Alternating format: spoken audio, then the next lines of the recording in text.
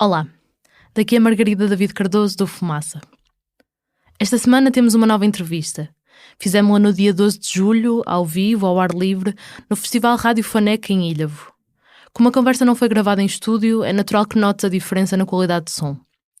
Falamos com o investigador Marco Ribeiro Henriques, que apresento de seguida, sobre as condições nas prisões portuguesas. Como são estas casas onde viviam, no final do ano passado, quase 13 mil pessoas? Quem são elas? O que fazem? Em que consiste na prática o trabalho prisional e que função desempenha intramuros? Esta entrevista tem um quê de especial. É a primeira peça que fazemos sobre aquilo que será uma série audiodocumental sobre prisões em Portugal. Já te falamos desta ideia. É uma das 3 reportagens que podes financiar através da nossa campanha de crowdfunding, aberta até dia 10 de agosto. Podes saber mais sobre esta e outras ideias que estão prontas a sair do papel em fumaça.pt/crowdfunding. Agora sim, fica com a entrevista.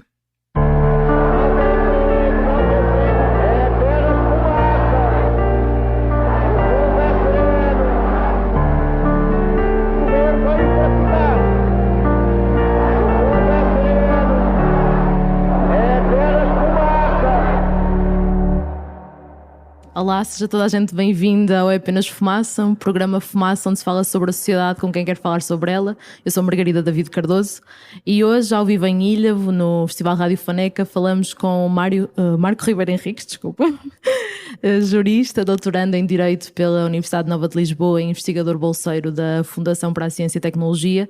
O Marco tem investigado nas áreas dos direitos humanos, direito penal e política criminal, com um especial foco no trabalho prisional e a condição das mulheres presas, e já vamos aí. É coordenador do Núcleo de Coimbra do Centro de Apoio ao Sem-Abrigo e fundador do Observatório dos Direitos Humanos. É importante dizer que entre 2015 e 2017 coordenou o grupo de juristas da secção portuguesa da Amnistia Internacional, onde dirigiu o Observatório das Prisões, e este ano coorganiza o Simpósio Internacional Género e Cultura Prisional, que acontece em outubro em Coimbra. Marco, bem-vindo. Obrigada. Obrigado, Margarida. Boa tarde a todos e a todas. Gostava que ouvisse um excerto. Tenho um planeta Terra dentro da cabeça, um movimento ininterrupto de translação e rotação. Estou também a andar em círculos, quase imóvel e em pé. Só não sei qual o meu sol fixo, o meu centro dentro do crânio. Deve haver um, mas aqui de fora não vejo. Nossa Senhora das Janelas me proteja, hoje não saio. Nada no exterior, tudo por dentro. Isto é um excerto do Diário da Peste, publicado a 2 de junho, do Gonçalo M. Tavares, no Expresso. E queria falar sobre se o confinamento forçado por causa da Covid-19 traumatizou a sociedade, como continuará quem permanece anos e anos atrás das grades. No final de 2019 havia 12.793 pessoas presas nos 49 estabelecimentos prisionais existentes em Portugal. Perguntava-te em que condições vivem estas pessoas e como é que são estas casas? Bom, há aqui um conjunto de questões que mereciam uma reflexão que porventura este espaço de tempo que estamos aqui não seria suficiente. Isto porque eu estava a ouvir essa citação e na verdade podia perfeitamente encaixar essa citação em vários dos discursos que vamos ouvindo nestes anos em que vou passando pela prisão enquanto investigador. Já o fiz no âmbito do mestrado, estou a fazê-lo no âmbito do doutoramento, estou a fazê-lo num diálogo luso-brasileiro, portanto numa pesquisa comparada e portanto esse excerto e essa ideia de uma certa insanidade que se vai construindo ao longo do período de confinamento, ela é muito atual. E sim, quer dizer, não sendo eu a pessoa se calhar mais habilitada para falar sobre os danos psicológicos e os constrangimentos que o confinamento trouxe à sociedade em geral, efetivamente todos sentimos um coartar da nossa liberdade, não só no espectro mais imediato e material do dia-a-dia, mas também no desenvolvimento da nossa intelectualidade. Eu falo por mim que o tempo fechado e fechado em família e a trabalhar somou uma série de dificuldades que de facto também demonstraram a necessidade de nos reconfigurarmos e foi o caso, não é? Para nos adaptarmos e portanto isto tudo para dizer que se assim é na sociedade em geral, na sociedade livre, se assim quisermos, para quem está preso não é diferente e eu arrisco dizer que será mais gravoso. a ideia de que quem está a cumprir uma pena de prisão está também integrada num exercício que é ele em si mesmo traumático, porque coarta um dos vetores mais, diria, implícitos à condição humana, que é a liberdade. E, portanto, ele é necessariamente um momento traumático na vida da pessoa. Podemos falar depois sobre o que é viver dentro da prisão e quais as grandes diferenças, se calhar seria importante para percebermos como é que isto também atinge a pessoa no seu todo. Exato, quer dizer, há 49 estabelecimentos prisionais portugueses e eles são muito diferentes entre si, quer em termos de tamanho, população reclusa, infraestrutura, e isto torna difícil fazer comparações ou apreciações globais sobre o sistema prisional. Mesmo assim, eu ia arriscar pedir-te que descrevas um dia numa prisão portuguesa, se quiseres, usando exemplos concretos das tuas investigações. Bom, eu nunca estive preso e, portanto, só consigo observar esse fenómeno do ponto de vista, portanto, do outsider. O que logo aqui não é um exercício simples, porque quando entramos na prisão, vamos imbuídos também de um conjunto de representações sobre o que é estar preso. Representações essas que vamos escolher à informação que é vinculada em geral, na sociedade em geral, mas também aos mídia, às séries que assistimos, à forma meio hollywoodesca com que nós representamos a prisão. E, portanto, quando entramos já vamos imbuídos de uma série de preconceitos sobre o que é estar na prisão. E depois, quando ultrapassamos estes preconceitos sobre estas representações, no momento em que começamos a falar com os agentes prisionais, nomeadamente quem está preso a cumprir penas de prisão, porque esta coisa de estar preso também é muito complicado, porque não sei se até que ponto é que os guardas prisionais, as pessoas civis que são funcionários também não estão, de certo modo, presos àquela realidade. É preciso conhecer como é que estas pessoas trabalham dentro da prisão e como é que se trabalha dentro da prisão, o que é necessário. Para ter uma ideia, não podemos estar com o telefone desde logo, não é? Entre outras questões. E, portanto, há muitos estudos muito interessantes sobre realmente esta distinção sobre o que é estar preso. O dia-a-dia de alguém que está na prisão, ele é manifestamente diferente daquilo que é, naturalmente, e por implícito que é estar em liberdade, mas, como digo, algumas dificuldades em conseguir colher uma informação que seja efetivamente genuína. O que é que eu posso aqui trazer? Parte daquilo que foi a minha observação em campo, portanto, que já teve vários momentos, já teve várias fases também na evolução do meu percurso enquanto investigador e, portanto, a visão que tinha há 4 anos atrás, ela é manifestamente diferente daquela que tenho hoje, porque com o aprofundar das questões e das vivências dentro da prisão, concluí que efetivamente é preciso também fazer um exercício de escrutínio sobre aquilo que nos é transmitido por todos os agentes prisionais, mas sobretudo por quem está preso. Podes dar um exemplo dessa diferença que percebeste em 4 anos, que é um período bastante curto, ainda assim? Como? Dar-me exemplo de uma diferença ou de um pensamento que mudaste, da tua perspectiva nestes 4 anos.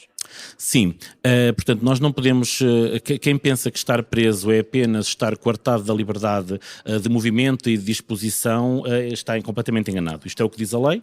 A lei realmente, quando fala na pena de prisão, pretende privar de liberdade, mas uma vez preso, a pessoa não fica apenas privada da liberdade. Portanto, há um conjunto daquilo que alguns investigadores nomeiam como violências sobrepostas, a que fica sujeita a pessoa que está presa e que vai coartar outros direitos fundamentais e outras rotinas que, em princípio, acharíamos todos que não teriam ali alterações. E, portanto, questões como a ligação familiar não fica apenas mitigada por via dos muros da prisão. Ela fica completamente corroída a partir do momento em que nós temos timings para fazer o contacto telefónico ou para estar fisicamente com as pessoas.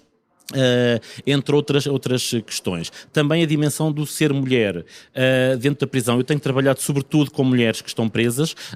Aliás, toda a minha experiência empírica é toda com mulheres em contexto prisional, mulheres que são mães em contexto prisional e, por incrível que pareça, ser mãe em contexto prisional também é diferente de ser mãe fora do contexto prisional. Mãe no sentido em que vive com o filho dentro da prisão. Desde logo, a lei começa por dizer que é um direito de quem está preso ter o filho na prisão, mas quando olhamos para os 49 EPs, vamos ver que só os EPs que recebem mulheres é que têm esta possibilidade. O que quer dizer que um homem que viva sozinho com o seu filho, se por acaso for preso, não pode estar com o filho. Logo aqui há um problema muito grande que é preciso pensar. E, portanto, esta questão da dimensão familiar e do aprofundar dos laços familiares, da vivência dos laços familiares, ela é completamente arrasada com a prisão. Portanto, em lado nenhum isto está previsto na lei, mas depois a prática é isto que traz. Também numa dimensão que é aquela que me preocupa mais nesta fase, que é o trabalho prisional. Isto porque sobre trabalho prisional podemos falar 10 horas e não vamos chegar a conclusão nenhuma.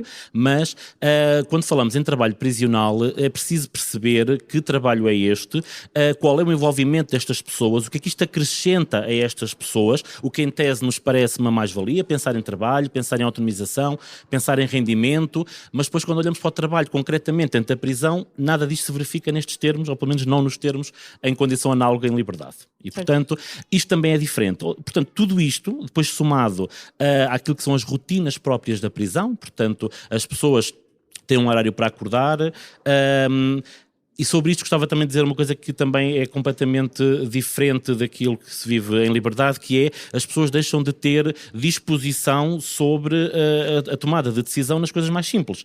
Por exemplo, o horário de acordar, voltam a ser acordadas por alguém como porventura na infância sucedia, não é? Há alguém que abre a porta e manda acordar. A mesma coisa sucede com o horário das refeições, o horário de regressar para as celas, e também, num particular, naquilo que é a componente da parentalidade dentro da prisão. Existe, por exemplo, regras dentro da prisão sobre como é que se cuidam dos filhos dentro da prisão. Na minha perspectiva, excessivas, que eu também sou pai e, portanto, olhando para aquelas regras, parece-me que é um bocadinho excessivo. Ok, estamos a falar de parentalidade dentro da prisão, mas será que é necessário ensinar os pais e as mães como cuidar concretamente dos filhos, sendo que as pessoas já estão habilitadas, porque já têm outros filhos, porque não estão presas por nenhum crime de natureza que possa colocar em causa essa questão. Portanto, há aqui uma mão invisível de uma certa patriarcalidade até do Estado naquilo que é o domínio da pessoa quando ela está dentro da prisão. E, portanto, há todo um coartar não só da liberdade de movimento e não só na liberdade de exposição. Portanto, há como que aquilo que o Foucault falava, uma maniatação do corpo quando ele está dentro da prisão. Para dar aqui alguns exemplos concretos, o último relatório do Mecanismo Nacional de Prevenção, que é um órgão da Provedoria-Geral da República, que faz visitas sistemáticas às prisões como forma de prevenção da tortura, e foi entregue em junho no Parlamento. Há características em comum que já vamos aprofundar, que é a questão da insuficiência de guardas provisionais, de profissionais de saúde, em particular psicólogos e técnicos de reeducação, e as deficientes condições materiais. Há problemas de umidade, falta de luz natural, temperaturas extremadas, principalmente no inverno. E nós vamos ver, por exemplo, alguns exemplos concretos. As prisões com piores condições, segundo este mecanismo, são degradadas, sujas e úmidas, são as de Alcoentre, Lisboa, Ponta Delgada e Montijo. E dando alguns exemplos, em Ponta Delgada não existem celas individuais, há camaratas onde chegam a dormir 14 pessoas acomodadas em 4 beliches, 3 andares e um de 2. No Montijo, em Lisboa, nas celas duplas, as sanitas estão em frente ao beliche sem qualquer separação. No Porto, as celas são tão pequenas que a sanita está separada do resto da cela apenas por uma cortina. Em Pinheiro da Cruz, em Grândola, em algumas células os reclusos fazem mesas a partir de caixas de cartão. E segundo as regras, segundo o regulamento das próprias prisões, devia haver mesas em todas as celas. Ou seja, estes são alguns exemplos que contrariam aquele que é o regulamento da Direção-Geral de Serviços Prisionais. Ou seja, o Estado está a admitir falhar naquilo que ele próprio desenhou que deviam ser as regras. Isto é muito complicado. É muito complicado porque nós temos em Portugal prisões com mais de 100 anos. Lisboa é um caso, Coimbra está muito próximo disso também, elas são momentaneamente foram criadas na mesma altura, e o parque prisional português, mais de 50%, tem mais de 50 anos. Porque parte do Parque Prisional Português resulta da reforma de 36, que também foi uma reforma muito, muito complexa e que tinha um objetivo muito concreto que hoje não se coaduna com aquilo que são as finalidades da pena de prisão, desde logo, e da prisão enquanto ferramenta para o cumprimento dessa pena. Nomeadamente, foi uma reforma que estava assente naquilo que é o papel retributivo da pena. E, portanto, as prisões foram criadas para em cada uma delas, o preso ter que trabalhar de forma implícita e obrigatória como parte da pena, e de lá para cá eu diria que só a legislação é que mudou. Porque depois as práticas institucionais, já podemos falar um bocadinho sobre isso, vão levar todas a este caminho também de que há um certo lugar de retribucionismo ainda presente no sistema. Embora não seja assumido, ele está lá. Mas uma lógica, quando diz retribucionismo, de castigo? De castigo, exatamente. A questão que falavas sobre uma certa demissão do Estado nesta... Efetivamente, porque na realidade quando nós falamos de prisão, nós estamos a falar de um domínio de políticas públicas, porque é isso que a prisão cumpre um desígnio de política criminal, que não deixa de ser uma política pública para quem comete crimes. Eu até costumo comparar, até de forma um bocado polémica, mas efetivamente a prisão cumpre um desígnio como cumpre o hospital, ou o tribunal, ou a escola. É um desígnio de política pública que tem um fim específico, que ali no caso é uma questão de política criminal. E portanto, porque é que o Estado investe mais em hospitais ou em escolas e investe menos em prisões? Isto tem a ver com uma certa visão, uma certa narrativa sobre o crime e sobre o que é a prisão, que vai resultar em termos de prisões completamente insalubres. Eu conheço o relatório da Provedoria, de resto é uma das frentes que eu vou acompanhando na minha investigação, e eu diria que isto não é inédito, porque se formos ler o relatório do mecanismo do ano anterior e do outro anterior, vamos encontrar os mesmos problemas, o que quer dizer que também não é um mecanismo eficaz no sentido em que ele não é vinculativo. Portanto, ele faz recomendações aos Estados. E no caso português, ele está sobre a égide da Provedoria de Justiça, mas ele é, na verdade, um mecanismo internacional, que vai comparando depois todos os países, mas não tem um caráter vinculativo, e portanto ele recomenda. A Provedoria de Justiça faz um papel também muito importante de receber e tratar as queixas de várias ordens, mas neste particular do sistema prisional, mas também só consegue recomendar, e portanto não vincula o Estado a esta alteração. O que mais próximo daqui pode resultar numa vinculação é depois o papel do próprio Conselho da Europa, que também vem alertando há vários anos esta parte, que em Portugal surgem novas formas de tortura, e essas formas de tortura não é numa acessão medieval do termo, mas relacionam-se com isso que acabaste de dizer, as condições das prisões, porque efetivamente concordaremos que são condições degradantes e que estão para lá daquilo que é a finalidade da pena de prisão, que é coartar a liberdade de movimento e disposição. Em lado nenhum se lê que a pessoa vai ter que ser sujeita a violações extremas da sua condição e da sua dignidade. Pensar que, deste aí uns exemplos um bocado simpáticos, porque há uns assim mais escabrosos, não é? Eu estive no EP de Lisboa, que é um EP para receber homens, mas estive lá na condição de investigador no serviço de arquivo dos prisionais, que é lá que funciona.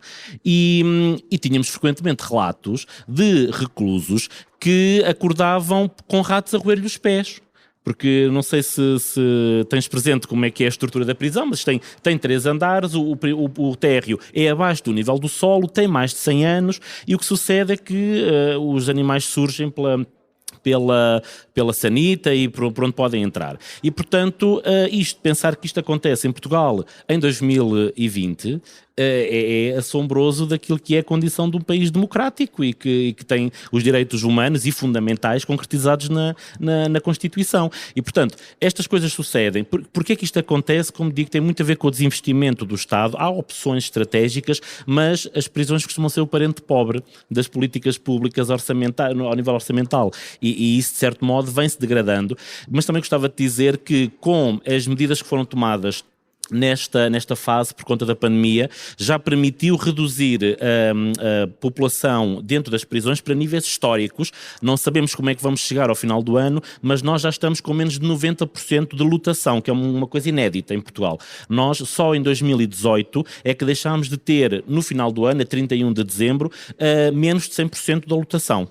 Porque é importante ver que tu falaste aí em 12 mil e tal presos, mas o movimento de presos ao longo do ano é muito superior. Certo, isto era números a 31 de dezembro de 2019. E, portanto, ao longo do ano acontecem pontualmente picos de sobrelotação, e há EPs onde isto é permanente. Aliás, neste relatório do mecanismo temos EPs com 160 de sobrelotação, o que quer dizer que em celas que são feitas para 4 pessoas, em algumas estão 12 pessoas, não é? Com tudo o que isso acarreta. Falamos, por exemplo, do EP de Torres Vedras, que tem uma taxa de ocupação de 160%, e se falarmos de prisões maiores e mais complexas, 7 dos 21 estabelecimentos com esta dimensão estão sobrelotados resultados, e sendo o caso mais grave o do Porto, como falavas, que tem aqui, isto é um dado, no último dia do ano passado, 145% de taxa de ocupação.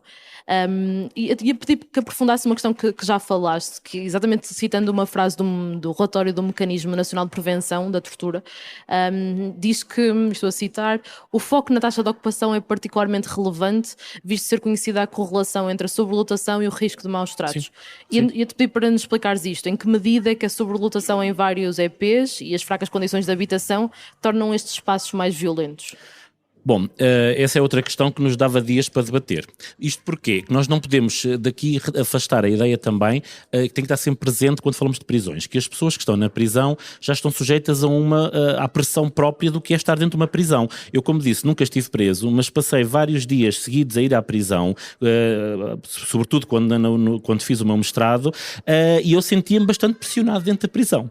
E, portanto, eu não era preso e não tinha especiais regras, portanto, impostas. Há, naturalmente, vários cuidados para outsiders dentro da prisão, mas eu sentia-me profundamente vigiado, por maioria de razão, e sentia-me brutalmente pressionado. Imagino como é que serão estas pessoas que vivem lá na condição de reclusos. E, portanto, esta pressão, aquilo que gera é naturalmente vários sentimentos de revolta também, que depois, quando interseccionados com as falências do próprio sistema, às vezes coisas muito pontuadas, como um comportamento num dia mau de um parceiro de cela, ou a alimentação que não era boa, ou o castigo que lhe foi aplicado, às vezes sabe-se lá se de forma mais justa ou menos injusta, é um rastilho para haver um grande problema. Depois também é preciso trazer à colação aquilo que é um problema gravíssimo e que o Estado português ainda não conseguiu resolver, que é a justiça intramuros. Porque dentro da prisão, muitas vezes acontece um Estado dentro do próprio Estado e um conjunto de regras que naturalmente não são propiciadas nem fomentadas pela organização prisional, mas que acabam por viver da decorrência empírica do que é estar preso e resultam entre presos. E, portanto, é por isso que se tem que separar presos de acordo com o tipo de crime. E muitas vezes há julgamentos que são continuados dentro da prisão pelos próprios presos. E, portanto, isto é uma bomba relógio. Podes dar exemplos? O exemplo mais óbvio são aqueles crimes que estão relacionados com a autodeterminação sexual, em que normalmente estas pessoas que portanto, cometem este tipo de crimes e que são condenados por este tipo de crimes, já ficam normalmente em alas separadas. Se bem que esta separação em alguns EPs também não é muito evidente, lá está, pelas próprias características arquitetónicas do EP. Mas não basta isto, podemos pensar também nos acertos de contas de violências e de coisas que se passam na rua, que se transportam naturalmente para dentro da prisão, as questões dos gangues criminosos, que em Portugal não é uma coisa muito evidente, mas que há casos pontuados, que depois dentro da cadeia têm que ser separados os grupos que estão identificados com aqueles movimentos para precisamente evitar estes acertos de contas. Também acertos de contas encomendados pelas vítimas e pelas famílias das vítimas que conseguem, isto acontece em Portugal. Depois também coisas relacionadas mais com a vivência e com a autodeterminação da própria pessoa. Eu não sei porque nunca vivi essa situação, mas imagino que assumir-se homossexual numa cadeia onde só estão homens e numa cela onde estão outros homens, porventura heterossexuais, se calhar é capaz de não ser a melhor valia para ter tranquilidade dentro da prisão. E isto, naturalmente, está a mitigar a autodeterminação daquela pessoa. E, portanto, todas estas coisas acontecem e, de facto, há muitos casos identificados e é nisso que redunda. A sobrelotação acaba por ter reflexo naquilo que é a finalidade última da prisão, enquanto mecanismo para prevenir e para reprimir a criminalidade. Porque se alguém vai para a prisão para depois ver mais direitos ainda coartados, eu não acredito que saia muito, muito bem tratado, não é? E disponível para viver em comunidade sem voltar a cometer crimes, não é? Tem muito a ver com isso. Entre 2012 e 2016, a prisão da Polícia Judiciária de Lisboa e o estabelecimento prisional de Pinheiro da Cruz, que já falamos em Grândola, foram a casa de Daniel Andrei Petrescu, cidadão romeno, agora com 33 anos, foi condenado a uma pena de 7 anos de prisão, que cumpriu por roubo e associação criminosa. A queixa que ele apresentou ao Tribunal Europeu dos Direitos Humanos fez com que em dezembro do ano passado Portugal fosse pela primeira vez condenado por violar o artigo 3º da Convenção Europeia dos Direitos Direitos Humanos que proíbe os tratamentos cruéis e degradantes. O Estado português foi, por isso, obrigado a pagar-lhe 15 mil euros de indenização. Petresco foi submetido, e estou a citar a decisão do tribunal, a um tratamento desumano e degradante em ambas as prisões. Este é um exemplo de um problema sistemático ou é uma exceção? Não é um problema sistemático e preocupante, porque na verdade foi a primeira vez que Portugal foi condenado no âmbito do artigo 3º, mas já foi condenado noutros artigos. Não é? E essa decisão, eu conheço essa decisão teve que ver com as condições da habitação. Eu não gosto muito de utilizar cela, mas é disso que eu me estou a referir. Teve a ver com as condições a que ele foi sujeito. E, portanto, ele interpelou o Estado português e o Estado português veio a ser condenado. Mas o Estado português já foi condenado várias vezes no Tribunal Europeu dos Direitos Humanos por conta do sistema prisional, em várias frentes, mas, por exemplo, por prisão preventiva excessiva, também pela duração do próprio processo penal, entre outras frentes. Portanto, há muito ainda a fazer nessa frente. Felizmente, começam a aparecer mais sentenças, o que quer dizer que a defesa de quem está preso, ela parece-nos mais eficaz, e eu aqui estou a ser um bocadinho até perverso com os colegas que são advogados, porque efetivamente o meu sentimento quando cheguei à prisão e comecei a ler os processos é de que falta muito advogado dentro do espaço prisional, porque há coisas que se passam que não chegam sequer a ter o exercício do contraditório sobre quem está preso, e o contraditório é dos direitos mais básicos numa sociedade dita democrática, e portanto, quando se começa a assistir um maior nível de queixas, como sucede com a Provedoria de Justiça, mas também com outros órgãos. Nós, no Observatório dos Direitos Humanos, recebemos também muitas queixas do sistema prisional. Quando começamos a assistir mais litigância sobre direitos humanos e direitos fundamentais dentro da prisão, quer isto dizer que o sistema também de defesa está a funcionar melhor. Não é? Portanto, eu penso que aliás, gosto de ver o copo meio cheio nesta perspectiva, porque efetivamente há imensos problemas a este nível e têm que ser tratados. Mas porquê que dirias que antes não funcionava tão bem? As pessoas não têm acesso à defesa, a defesa não é competente, qual é o problema? Não é efetiva. Não é efetiva e tem muitas razões para não ser. Não? É muito fácil colocarmos a culpa sobre os advogados. Isso é a coisa mais fácil e é mais injusta na minha perspectiva. Porque o que sucede aqui é que o próprio sistema do apoio jurídico, os chamados advogados oficiosos, não é? Portanto, para simplificar. O que sucede é que depois não se coaduna com os prazos processuais e com a própria realidade de quem está preso. Exemplo, aparece uma situação nova, quem já está preso, e aparece um novo processo onde é preciso contestar alguma coisa, é preciso apresentar uma defesa. Isso tem um prazo. Mas até que chegue ao recluso, chega-lhe o despacho, e depois ele há de ligar a alguém que lhe há de arranjar um advogado, ou ele quer requerer um advogado, ele tem que fazer com que lhe chegue novamente um formulário para ter acesso ao direito, ao sistema de acesso ao direito. Isto por vezes demora dias. Eu conheço voluntários no sistema prisional que uma das coisas que trazem sempre na algibeira é um formulário do acesso ao direito.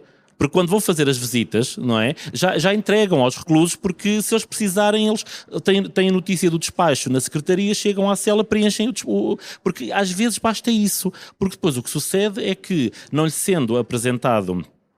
portanto, não lhe sendo atribuído, na verdade, logo o advogado, depois se for um ato em que seja de constituição obrigatória do advogado, é o próprio tribunal que o nomeia, e depois há ali uma série de passos em que o próprio recluso muitas vezes não tem exatamente um papel muito ativo. Se somarmos a isto a condição dos próprios advogados inscritos no sistema de acesso ao direito, é uma condição brutalmente precária. Pensar que se o recluso está preso no Linhó e o advogado é de Coimbra, ele tem que ir lá e não recebe por isso. Não é? Portanto, vai receber, depois daquele processo estar findo, vai receber com certeza, muitas vezes em tarde e más horas, mas vai receber qualquer coisa, mas na verdade todo esse expediente, não sendo remunerado, depois torna também muito difícil a concretização. Portanto, muitas vezes apontamos o dedo, é a forma mais fácil apontar o dedo aos advogados, mas realmente toda a gente que trabalha precisa de ser remunerada, não é?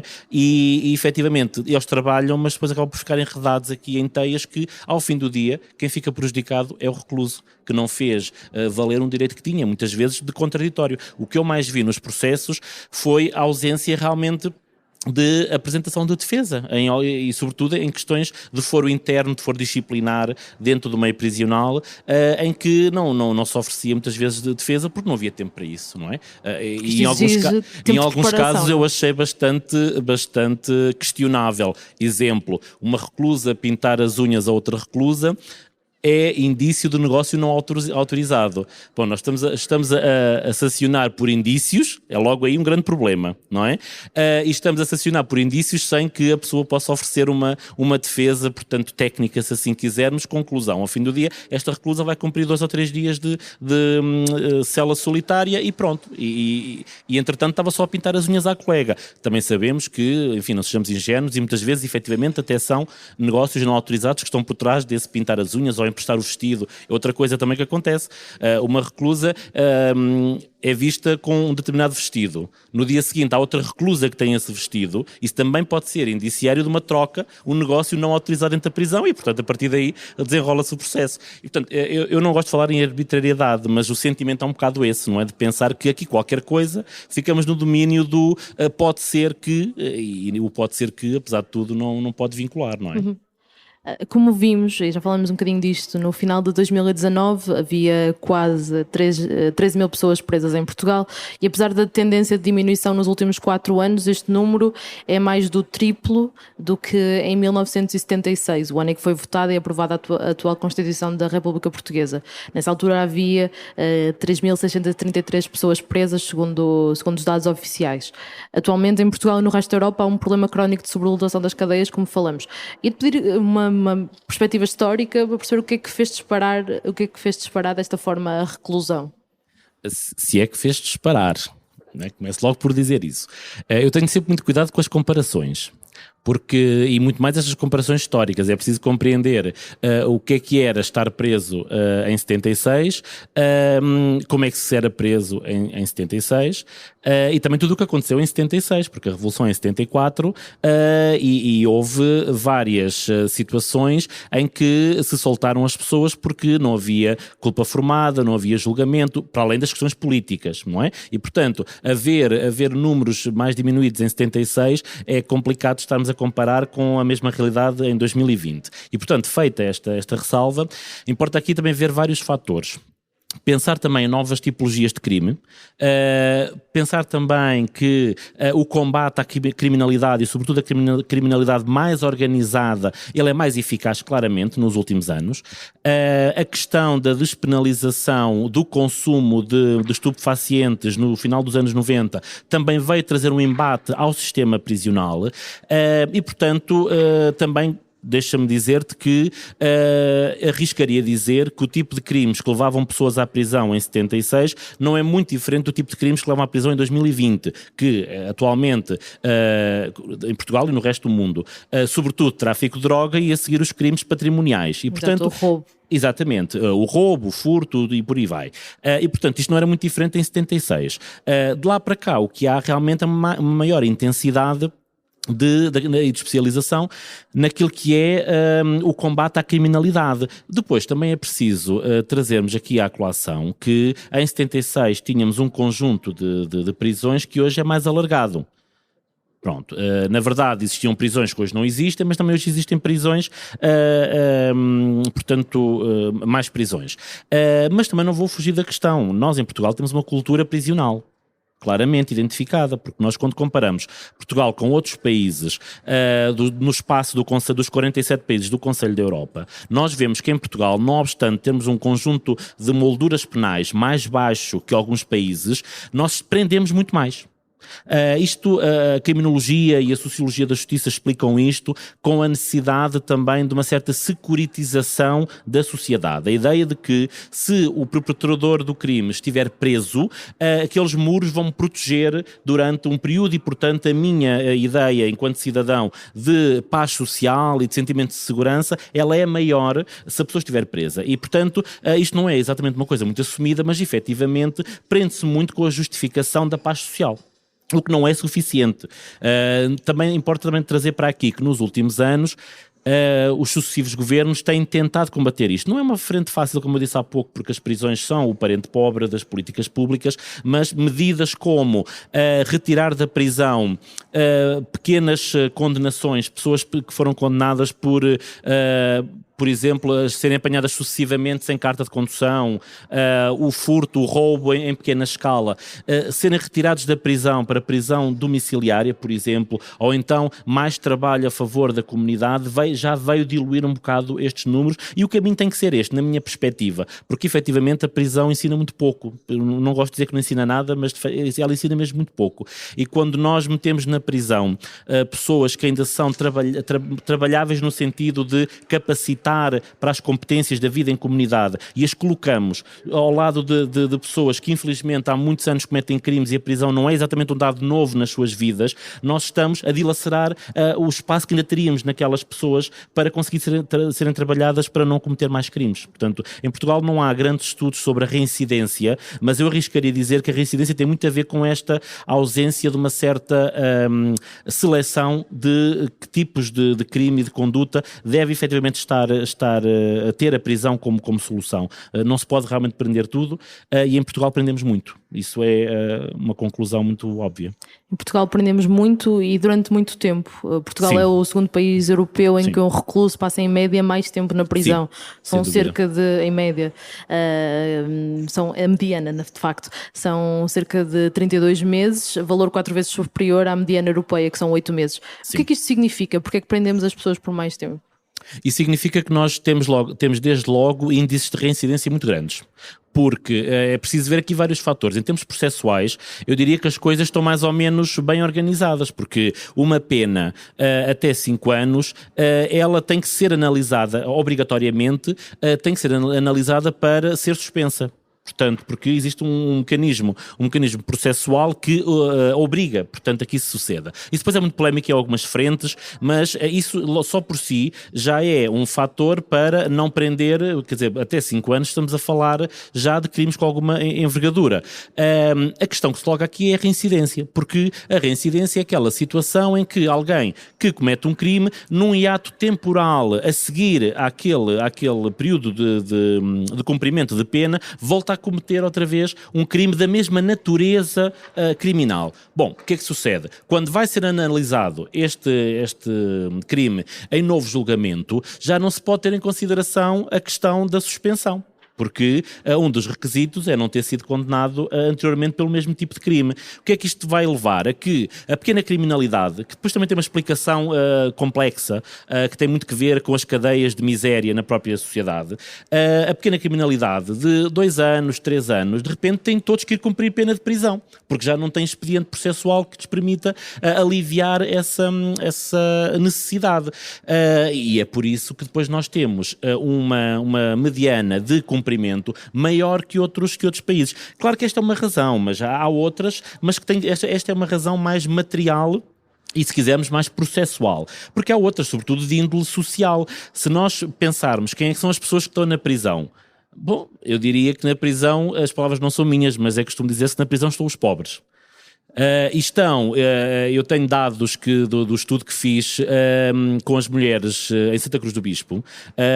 Estes dados são de 2015 e 98% daquelas mulheres tinham histórico de prisão na primeira geração, quer antes dela ou pela via colateral. Portanto, ou seja, pais, tios, já tinham estado presos, não era 98%? Novidade. Não era novidade a prisão. Portanto, isto é reflexo do que estamos aqui a dizer. Portanto, é claro que eu não estou com isto a dizer que alguém que tem outro alguém na prisão vai cometer crimes. Mas depois vamos analisar quem são estas pessoas, não é? A questão social, a questão da desintegração, de algum modo, destas pessoas, daquilo que é a vida em sociedade.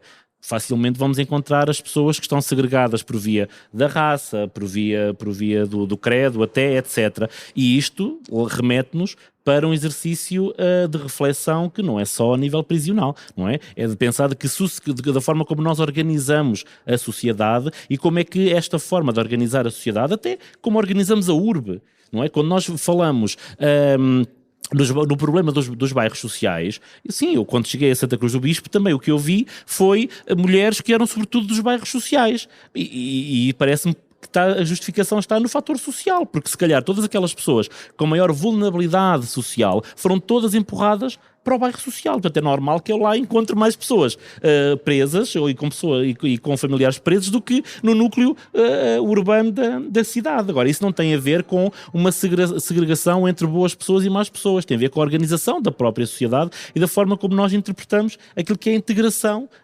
democrática, não é? E, portanto, não podemos olhar só para essa questão do ponto de vista processual e penal. Temos que ver no conjunto. Vamos aprofundar a questão racial que falaste. No livro Racismo no País de Brancos Costumes, a jornalista do Público Joana Gurjão Henriques retrata esta realidade. As taxas de condenação nos mesmos tipos de crime eram mais elevadas para estrangeiros do que para cidadãos portugueses. O número de condenações pelo mesmo tipo de crime é também maior para cidadãos dos países africanos de língua e expressão portuguesa do que para os portugueses. Alguns exemplos: 9 vezes mais por roubo ou violência, 8 vezes mais por resistência e coação entre funcionários. E ainda um último dado: um em cada 73 cidadãos dos PALOP com mais de 16 anos em Portugal está preso. Isto é uma estatística 10 vezes superior ao que acontece com os cidadãos portugueses. Estes dados também são em linha com resultados de vários estudos publicados, por exemplo, pelo Observatório da Imigração e por dados da Direção-Geral de Política de Justiça. Há em Portugal uma justiça para portugueses brancos e uma justiça para os outros? Bom, esse é daqueles temas que estão a arder, não é? Atualmente. É muito complicado e também não concordo com algumas coisas que disseste, porque penso que são conclusões também de algo precipitadas, não escamoteando o problema que existe. A parte dele explica-se com o que eu acabei de dizer, com a forma como nós integramos as pessoas.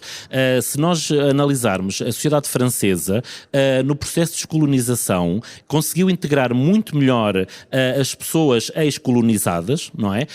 E que hoje ocupam lugares cimeiros na sociedade francesa, coisa que em Portugal não conseguimos fazer, e o espaço temporal em que isso aconteceu foi muito semelhante, e portanto logo aqui está parte da resposta à questão que se coloca neste problema, que é a forma como nós integramos as populações, as pessoas que são oriundas dos países que são de expressão oficial portuguesa, porque também foram países colonizados pelos portugueses. E, portanto, se nós não integramos bem estas pessoas, com muita naturalidade conseguimos perceber que as empurramos quase para o crime, não é? Portanto, é muito natural que depois, dentro da prisão, concorde inteiramente. Nós encontramos dentro da prisão, maioritariamente, pessoas africanas, ou de matriz africana, pessoas ciganas, imensas, e portanto, e depois todas as outras pessoas. E, portanto, isto ilustra um pouco do que estavas a dizer. Eu não acredito que exista uma justiça para brancos, outra para negros ou para ciganos. Eu nisso não acredito. Mas também não vou escamotear os preconceitos e preconceitos que existem. Portugal é um país onde há 2 ou 3 anos um acórdão do Tribunal Constitucional veio dizer uma coisa óbvia, que é um juiz em primeira instância não pode fundamentar a aplicação de uma pena assente na condição de cigano daquela pessoa, que foi o que aquele juiz fez. Por acaso acho que era aqui de Aveiro, que dizia que basicamente fundamentou em parte aquela condenação, dizendo que o indivíduo pertence a uma, não sei se com estas palavras estou a citar de acordo com o que me recordo de ter lido, mas era deste género, porque pertence a uma comunidade habitualmente subsidiodependente, como se a condição de cigano fundamentasse uma condenação. Não pode. Não pode. O que fundamenta a condenação é a prática criminal, é a culpa que se por ali. E, portanto, estas coisas não estão separadas. Isto acontece exatamente também com os afrodescendentes, não é? Portanto, nós quando vemos que não integramos bem as pessoas das anteriores colónias portuguesas, vivem maioritariamente em bairros sociais, vivem marginalizadas por maioria de razão, com empregos precários, com condições sociais vulneráveis, pois naturalmente vão cometer mais crimes. Portanto, não escamoteando o problema do racismo, que não deve ser escamoteado, isto tem que ser muito claro. Efetivamente há problemas a montante, e são problemas sociais. Achas que mais do que uma questão racial, na generalidade dos casos, é uma questão de exclusão social e de pobreza neste caso? Eu acho que é de racismo social. Porque o pior racismo é aquele que é neutro, não é? Que nós dizemos todos que não somos racistas, mas depois temos aqui várias nuances que implicitamente as representações da nossa educação, da nossa cultura, nos vão trazendo para o dia-a-dia. E essa reflexão sobre o que é ser racista é realmente uma coisa que está na ordem do dia e muito bem que tem que ser esclarecida, porque quando nós vemos quem é que são as pessoas que usam transportes públicos em Lisboa a vir da margem sul para a margem norte às 6 da manhã, são maioritariamente afrodescendentes, são as pessoas que vêm limpar os dos escritórios onde depois as pessoas vão trabalhar. Porquê que essas pessoas não estão mais inseridas? Porquê que não pertencem às elites? Porquê que não têm lugares de presença na organização da sociedade portuguesa? Bom, a seguir vão-me dizer então, mas temos uma ministra que é de matriz africana, um primeiro-ministro que é de matriz indiana. Vamos ver também quem são estas pessoas. Eles não são pessoas racializadas, são pessoas que têm uma origem já na elite da própria comunidade. Atenção, não é? Portanto, quer num caso, quer no outro. E, portanto, não me parecem que sejam também exemplos representativos desta diluição que agora se quer fazer parecer que afinal não somos racistas porque temos negros, temos indianos nos órgãos de poder. Não temos nada. Temos que olhar para ver quem são estas pessoas que estão lá. E aquele até é o estado natural da ascensão deles. Eu gostava de ver... como recentemente, parece-me que esta semana até, que vi que a atual secretária de Estado, parece-me, do Turismo em França, não tenho a certeza se é do Turismo, mas é secretária de Estado, é uma imigrante cabo-verdiana. E, aliás, em França há imensos portugueses, não é? Já descendentes de imigrantes que ocupam lugares cimeiros na sociedade. Isto tem a ver com a forma como a sociedade se organiza, não é? E, portanto, nós em Portugal não fazemos este debate. Desde logo em Portugal, nós não conseguimos perceber quantas pessoas são afrodescendentes, porque essa pergunta não sai nos censos e nós não conhecemos. E se nós não conseguimos analisar o fenómeno social, dificilmente, na minha perspectiva, vamos conseguir encontrar soluções para estes problemas que são mesmo sociais e que depois terminam na prisão, porque a prisão não soluciona estes problemas. É muito importante. Exato, porque aqui estes dados que... precisamente por não haver essa recolha de dados étnico-raciais em Portugal, estes dados que eu enumerei são apenas de cidadãos que nasceram fora de Portugal, em países africanos, e por isso se podem classificar desta forma. E já agora deixa-me só dar daqui uma chega ainda em relação aos estrangeiros, porque muitas vezes, fruto desta segregação, particularmente nas comunidades cabo-verdianas e angolanas, e também guineenses, isto verifica-se, que são comunidades onde ainda há muitos cidadãos indocumentados. Cidadãos que nasceram em Portugal, mas que para o sistema prisional são estrangeiros. E, portanto, quando nós olhamos para o sistema prisional e falamos na cota de estrangeiros que estão presos, vamos ver quem são estes estrangeiros.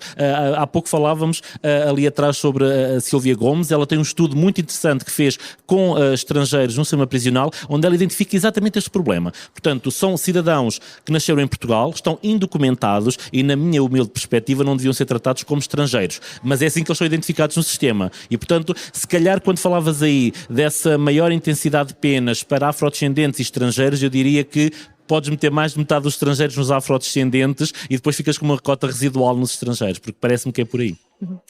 Vamos falar de trabalho, que é alvo da tua última investigação, ou da investigação que estás a fazer neste momento. Como qualquer cidadão, a população reclusa tem direito ao trabalho e não pode ser obrigada a trabalhar. Segundo dados do governo, cerca de metade dos reclusos tem uma ocupação profissional dentro da prisão. Produz-se vinho em Alcoente, fabricam-se móveis em Coimbra, fazem-se acessórios de moda em Tires. Num discurso em 2016, a secretária de Estado Adjunta e da Justiça, na altura, Helena Mesquita Ribeiro, disse, estou a citar: dentro e fora dos muros da cadeia, o trabalho tem um papel inquestionável na valorização pessoal do recluso. É para isto que o trabalho nas prisões serve? Para a valorização do recluso ou da reclusa? Bom, aqui é mais complicado. Portanto, o trabalho em meio prisional ele é muito controverso e também oferece-se a narrativas mais ou menos populistas, e normalmente esta questão do trabalho está sempre ali na fronteira quando nós queremos dar mais ou menos castigo a quem está preso. O primeiro ponto é: o trabalho não é um castigo. Se ele não é um castigo em liberdade, também não tem que ser um castigo dentro da prisão. Portanto, o ponto é esse. Em Portugal nem sempre foi assim. Nós já tivemos um regulamento sobre o trabalho dentro da prisão prisão, isto no início do século XX, que depois foi está-me a falhar o termo, quer dizer abolido, mas já não se diz abolido nessa altura, mas deixou de estar em vigor com a reforma de 36, que foi uma reforma, como eu disse há pouco, voltada exatamente para isto. Quando se construiu o Pinheiro da Cruz, foi a pensar nas vinhas que se ia produzir vinho ali, no Linhó a questão da agricultura, em Coimbra os móveis, o parque de tribunais que existe em Portugal atualmente foi construído por presos. Isto assim, em tese, não parece uma coisa exatamente negativa, não é? Mas é preciso ver que o trabalho era obrigação. Era obrigação, portanto, e assim foi uma obrigação até 99. Também tenho que dizer que esta questão da obrigatoriedade, ela diverge muito nos vários países, nomeadamente na Europa. Portanto, a maior parte dos países tem o trabalho como obrigatório. E depois existe Portugal e mais alguns países onde o trabalho prisional não é obrigatório. Sucede, porém, que... Como em qualquer outro cidadão. Como em qualquer outro cidadão. Sucede, e é esse o espírito da legislação. Eu estou a contar esta história toda para se perceber ao ponto onde chegamos. Porque em 79, fruto dos acontecimentos de 74, não é? Portanto, há todo um transformar da legislação naquele período e, portanto, também se transformou esta questão do trabalho, deixou de ser apenas obrigatório, ponto final, e passou a ser obrigatório, mas com direitos.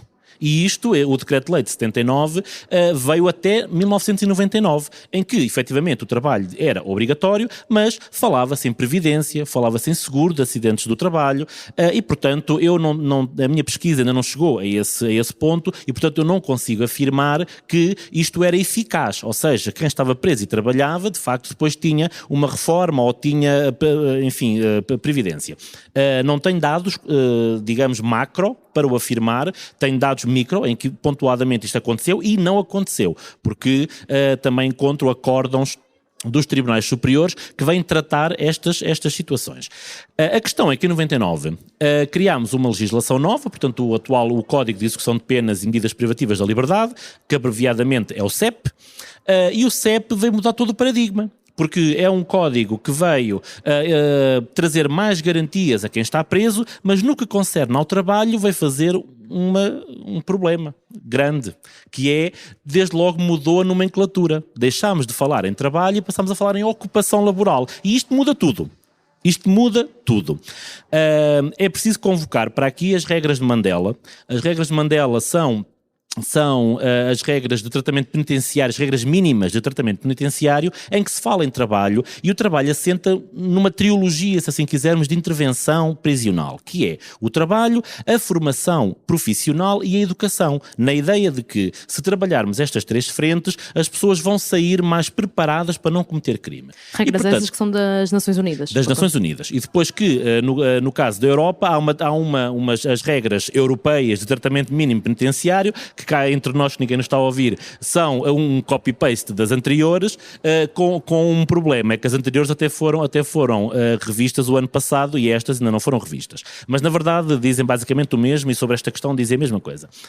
O problema é que, quando falamos em ocupação laboral, estamos a escusar-nos a tudo o que é uma garantia mínima enquanto trabalhador. E então, por exemplo, falar em remuneração. Quer dizer, ninguém pensa em trabalhar por menos do que o salário mínimo nacional. A questão é que, se eu disser que há pessoas que estão presas, que trabalham 7 a 8 horas por dia, em linhas de produção, que têm hierarquia, e depois recebem 60 euros por mês, achamos todos muito estranho. Mas isto é Portugal em 2020. E isto acontece... Com que enquadramento? Isso é legal? Pronto, existe uma lacuna, na verdade. O que é que se fez? Fez-se a ocupação laboral para dar voz às regras mínimas de tratamento penitenciário, mas depois não se legislou concretamente. Então nós temos o trabalho mais bem pago dentro da prisão, e já vamos falar do projeto da Delta, porque eu sei que a Delta é sempre o argumento de defesa do que eu vou dizer, mas não podemos comparar as coisas que não são comparáveis, não é? E de facto é um projeto fantástico, mas é um caso único. Porque o trabalho mais bem pago dentro da prisão não chega a 5 euros por dia. E é o Estado português que paga, e nomeadamente em serviços de faxina. Aliás, no relatório da Procuradoria de Justiça até refere que há como que uma utilização massiva da faxina porque há pouco trabalho dentro da prisão. Porque depois, quando vamos falar no trabalho promovido por privados dentro da prisão, há valores que são escabrosos, que são pagos por dia, não é por hora. 2, 3 euros por dia, não é? Depois, como eu digo, esta questão sujeita-se a narrativas populistas muito fáceis, não é? Como dizer, bom, mas eles estão presos e, portanto, têm cama, roupa e mesa lavada e, portanto, podem ganhar menos. Calma, estamos a falar de trabalho, não é? Trabalho produtivo, não é trabalho ocupacional, porque trabalho ocupacional temos aquelas situações em que a pessoa faz uns arraiolos e umas coisas para manter-se cognitivamente ativa e aquilo não dá para nada. Coisa diferente é cozer sapatos a ganhar 75 cêntimos que depois o El Corte Inglês vende a 175 euros. Não é? Isto são factos. E trabalho equivalente àquele que é feito trabalho nas equivalente fora? àquele que é feito cá fora, com uma nuance. Sabendo que as empresas formam as pessoas dentro da prisão para trabalhar nos seus produtos, mas depois não as empregam fora da prisão. E, portanto, não podemos, e é nisto que não podemos comparar com a Delta, porque a Delta tem um projeto muito interessante no contexto prisional, que tem a ver com a reparação das máquinas. Quer dizer, agora acho que foi ampliado para a questão das cápsulas, mas eu só o conhecia até à reparação das máquinas. E realmente era muito interessante porque eles não só trabalhavam esta trilogia das regras de Mandela, portanto, a profissionalização, o trabalho e a educação, portanto, as pessoas tinham que estar inscritas para trabalhar nestas 3 frentes, tinham a produção, ganhavam conforme trabalhavam porque era à peça e, mais do que isso, tinham integração fora da prisão. E, portanto, porque esse projeto da Delta está diluído por vários EPs e, portanto, há sempre uma preocupação nesse projeto. De resto, a Delta é muito conhecida por projetos de responsabilidade social e neste também não ficou atrás, mas isto não se compara, não é a mostra com o que se passa dentro da prisão. E mais, tenho até pena que não venha vertido no relatório da Provedoria de Justiça, porque existem empresas que só funcionam dentro do espaço prisional. Só isto devia pôr-nos a refletir sobre que trabalho é este e que finalidade cumpre no processo de ressocialização. Eu sou das pessoas que me divido sobre a obrigatoriedade do trabalho. Tendencialmente acho que deve ser voluntário, como é cá fora, mas quando olho para os outros países onde é obrigatório, vejo também mais direitos e salvaguarda para estes trabalhadores. E, portanto, fico sempre na dúvida. Não tenho uma posição muito estanque sobre isto. Acho que deve ser voluntário, mas tenho realmente muitas dúvidas sobre esta afirmação e baseadas nesta amostra empírica que trago. Achas que, pelas mesmas funções, reclusos e não reclusos devem ser pagos de igual forma? Sim, claramente.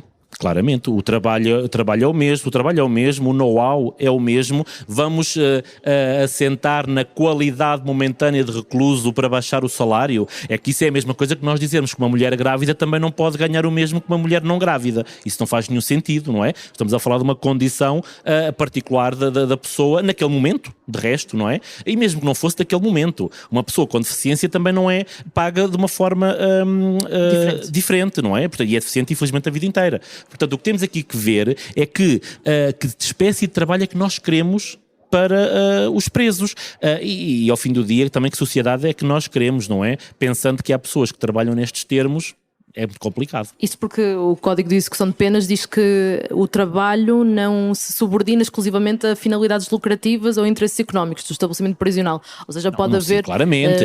O que eu estou a dizer, repara, há trabalho que é trabalho, realmente é uma ocupação, não é? Há coisas que são ocupação. O que me preocupa é aquele que é trabalho produtivo, não é? Produtivo na acessão capitalista do termo, não é? Portanto, ou seja, produzem coisas que vão ser vendidas que vão gerar lucro. Não é? Ou seja, qual é o enquadramento? Falaste-me há pouco que era um vazio legal. Sim, há uma lacuna porque o legislador do CEP e depois também do regulamento, o Regulamento Geral dos Serviços dos Estabelecimentos Prisionais é um regulamento que tem origem no CEP, que já refere a necessidade de criar. Ele é criado em 2011, mas deixa este vazio. E não há contrapartidas para as empresas. Ou seja, uma empresa que tem apenas mão de obra reclusa não tem uma contrapartida. Ela tem mão de obra paga num diferencial brutal face ao comparativo em liberdade. Eu acho que já é um incentivo tremendo. Mas não tem obrigações. Isto não está escrito em lado nenhum, exatamente. Isto não está escrito que tem que ser assim. Eu penso que isto decorre realmente de uma interpretação completamente abusiva da legislação. Porque eu penso que o legislador o que quis foi criar um modelo nesta trilogia das regras de Mandela para o trabalho ser um agente de capacitação das pessoas e não, naturalmente, sujeitar estas pessoas a um qualquer abuso por parte quer do sistema prisional, quer por parte de terceiros. A verdade é que a amostra não é essa. Aquilo que se vê é que, efetivamente, há produção dentro das prisões que não tem o reflexo na vida dos presos que teria se tivessem liberdade. E isso tem que ser pensado. E ter presos a trabalhar para empresas privadas, como falavas, Sim. cujo fim é o lucro, achas que pode ser considerado exploração e, no limite, quase uma forma encapuçada de escravatura moderna? Essa parece-me uma conclusão assim meio óbvia. Eu tenho dificuldade em aceitar que em Portugal, em 2020, possamos dizer uma coisa dessas. Mas, bom, deixo os dados à consideração.